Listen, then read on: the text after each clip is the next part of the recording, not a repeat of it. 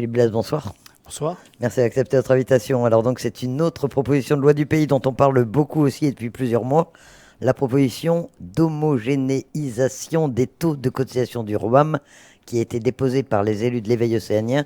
Vous travaillez dessus en commission. Il y a de l'ambiance également, hein, ça a l'air... les esprits sont un peu échauffés en ce début d'année. Non, ça va, mais ce sont des débats qui sont importants et qui sont compliqués parce que, vous savez, on a eu une conférence sur les salaires qui a été animée par Christopher Gigès. Cette conférence, elle a permis d'entendre un peu les points de vue des différents côtés. Les syndicats nous ont dit qu'ils sont très préoccupés aujourd'hui par l'inflation, par la cherté de la vie. Donc, ils ne veulent pas d'augmentation de la TGC et qu'ils attendent de la part du monde patronal des propositions pour augmenter les salaires. On n'est pas allé au bout de l'exercice. Je crois qu'il y a encore des discussions qui sont nécessaires. Parce que le monde patronal, lui, il a besoin qu'en échange de revalorisation salariale, il y ait des engagements sur des questions comme, par exemple, l'absentéisme, qui est un fléau dans le monde de l'entreprise en Calédonie. Le projet que porte l'éveil océanien, c'est quoi? Ça consiste à dire, aujourd'hui, il manque 10-12 milliards dans les caisses de la CAFAD. C'est pas compliqué, on va augmenter toutes les cotisations et puis on va supprimer les exonérations. Donc effectivement, si on prend mathématiquement, j'augmente les cotisations, je supprime les aides aux bas salaires, je supprime le taux préférentiel des artisans, je supprime les exonérations de charges pour les gens de maison et puis les travailleurs agricoles.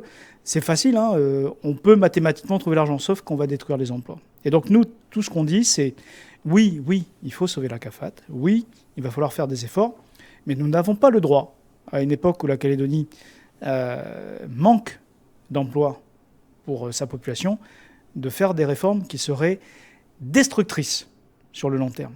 Alors, il faut sauver le ROAM, tout le monde est conscient, et avec un déficit abyssal qui augmente d'année en année. C'est quoi les solutions? Il faut jouer à la fois sur les cotisations et sur la fiscalité, mais là aussi, il y a des réticences pour augmenter la fiscalité. On a vu qu'il y a plusieurs tentatives aussi pour l'instant. Ce qu'il faut, c'est trouver les bons équilibres. C'est-à-dire que, vous savez, partout dans le monde, en fait, la protection sociale, elle est plus financée par uniquement les cotisations. Elle est financée aussi par une part de l'impôt. C'est déjà le cas en Calédonie. On a une part du budget de la CAFAD qui est payée par de l'impôt. Et donc, en fait, ce qu'il faut, surtout quand on est dans une île avec des gens qui partent, il faut faire que le coût du travail soit encourageant pour les investisseurs et pour ceux qui veulent embaucher. Donc, il faut trouver des équilibres entre l'ajustement de nos cotisations sociales, mais également peut-être la CCS, puisqu'on veut pas, les syndicats ne veulent pas toucher à la TGC. Et c'est ce qui a été proposé par l'interpatronal lors de la conclusion de la conférence sur les salaires. Prenons le temps d'étudier un scénario qui consisterait à dire, par exemple, qu'on supprime la tranche B qui est moins forte que la tranche A. On a un taux qui est le même pour les bas et pour les hauts salaires, donc les hauts salaires paieront plus, mais qui ne serait pas à 13 ou 14, qui serait plutôt de l'ordre de 9%. Et le différentiel, on irait le chercher par des simulations qu'on demande au gouvernement pour voir comment on pourrait ajuster la contribution calédonienne de solidarité. L'intérêt, c'est qu'elle frappe tous les revenus, donc les revenus de gérance, les plus hauts salaires, et donc elle est assez juste en termes de justice sociale. Donc nous, ce que nous disons, parce que demain, il y a le conseil d'administration de la CAFAD qui doit donner un avis sur ce projet. Le CESE en a déjà donné un, la CAFAD aussi, ça c'est le circuit normal pour une proposition de notre pays. Ce que nous avons dit aujourd'hui en commission à M. Toukoumbouli, et ça a été entendu par également des élus indépendantistes, c'est laissons le temps aux partenaires sociaux de voir si cette proposition qui consiste... Alors ils sont d'accord sur le fait du taux unique, ça c'est quand même une grande avancée. C'était une attente forte de la part du monde syndical. Laissons voir si on peut trouver un taux qui est raisonnable, qui nous permettra de continuer à créer des emplois, et puis si on peut doser avec un peu de CCS, ce qui serait un peu plus juste socialement. Je crois que ça serait malvenu que d'autorité, parce qu'il y a eu un projet qui a été posé sur la table, on prenne une décision couperée et qu'on ne laisse pas le dialogue social vivre sa vie en Calédonie. Aujourd'hui, ce qui se passe, c'est que quand on a auditionné ce matin les représentants des artisans, la Chambre des métiers et puis la CPME, ils nous ont dit « mais nous, on n'a pas été associés aux travaux. On ne peut pas monter un projet sur le monde économique sans écouter les représentants du monde économique. Ce n'est pas possible. » Donc ça, c'est un premier point, c'est qu'il faut laisser cette étape de concertation avant que de se positionner. En tout cas, nous, les élus loyalistes, on ne se positionnera pas sur ce texte tant qu'il n'y aura pas eu cette étape de concertation et l'analyse des impacts que pourrait avoir sur l'emploi. cette réforme telle qu'elle est proposée. Cette simulation que vous demandez au gouvernement, il vous a répondu favorablement, elle est en préparation ou pour l'instant vous n'avez pas d'informations suffisamment concrètes pour vous prononcer? Non, le gouvernement n'a pas encore confirmé qu'il faisait l'étude, mais le monde patronal peut aider à la faire, cette étude. La CPME a proposé d'ailleurs de travailler pour la partie impact sur les artisans. Je rappelle qu'en Calédonie, on a beaucoup d'artisans et on ne peut pas comme ça, du jour au lendemain, doubler leur cotisation sociale. Enfin, ça serait destructeur parce que la plupart des artisans sont des gens qui touchent moins de 2 SMG. Donc ce sont des gens qui ont des petits revenus. Alors, premier problème, donc, laissons la concertation se faire. Et puis moi, il y a un autre problème, et là, je vais peut-être un peu plus critique et acerbe envers la majorité actuelle FLNKS et Veille Océanien.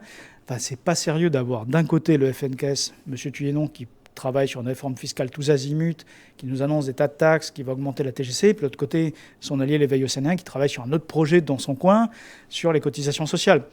Ce dont les Calédoniens ont besoin, c'est d'avoir une bonne fois pour toutes un collectif fiscal, un package qui dit une bonne fois pour toutes, voilà, on va régler tous les problèmes avec ça, ça et ça, et puis après on n'en parle plus. Et vous croyez que c'est possible ça? Parce qu'effectivement, il y a des initiatives tous azimuts. Vous parliez tout à l'heure de la conférence sur les salaires, il y a des projets de réforme de la fiscalité, il y a ces projets sur le RUAM. Comment est-ce que les Calédoniens peuvent s'y retrouver? Où est-ce qu'on les amène aujourd'hui? Est-ce qu'on le sait déjà ou est-ce qu'il faut attendre quelques mois l'adoption de texte, voir le nouveau statut? On en est où? Non, mais c'est pas la question de savoir si c'est possible, c'est que c'est indispensable de tout regarder en même temps et de ne pas voter les textes séparément. Vous imaginez bien que nous, les élus loyalistes, on ne va pas un jour voter un texte pour augmenter les cotisations sociales et puis demain découvrir qu'il faut qu'on soit sollicité sur la TGC. Enfin, c'est pas possible. Donc nous, ce qu'on demande, c'est qu'on sache une bonne fois pour toutes quels sont les efforts à faire raisonnables qui permettent de préserver le pouvoir d'achat, qui permettent de préserver l'emploi et qui permettent d'avoir une fiscalité juste, de façon à ce que la Calédonie puisse enfin couvrir le déficit du RUAM et avoir rattrapé ce qu'elle a perdu lorsque la réforme de la TGC a été ratée à l'époque par le président du gouvernement qui était de Calédonie Ensemble, il faut le rappeler. Nous, on se rappelle Philippe bien. Germain. Voilà. Et pour réparer l'erreur qui a été faite à ce moment-là.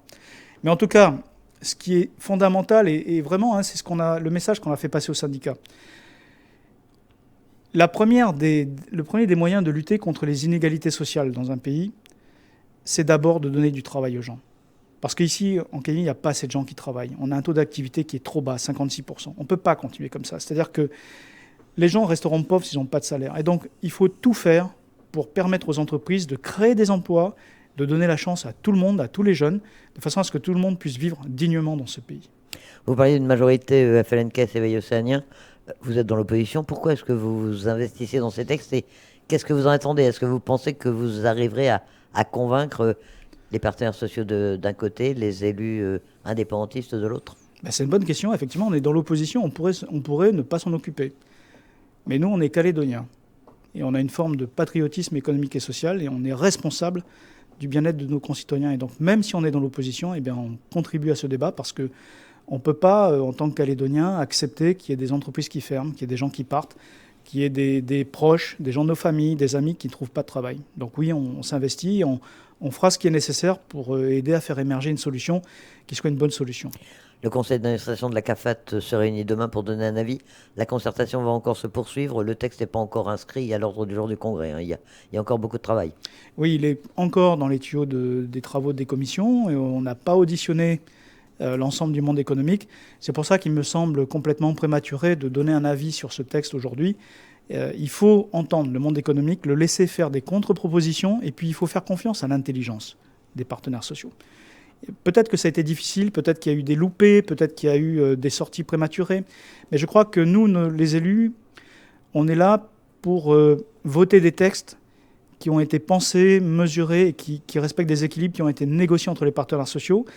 C'est ce qui a été un peu le progrès. On est sorti d'une époque, dans les années 90, où il y avait des conflits sociaux très violents. On a mis en place le dialogue social. Je crois qu'il ne faut pas faire marche arrière. Il faut tout faire pour faire vivre ce dialogue social. L'Éveil océanien, de son côté, est prêt également à accepter des modifications de son texte ou est-ce qu'il est figé sur ses propositions? J'ai senti dans les propos de Milakolo Tukumi qu'il se rendait compte qu'effectivement, c'est pas une bonne chose de prendre des textes comme ça de façon péremptoire et qu'il faut quand même donner sa chance au dialogue. Eh bien, un texte donc nous suivrons l'évolution. Merci Philippe Blaise d'avoir accepté notre invitation ce soir. Merci beaucoup.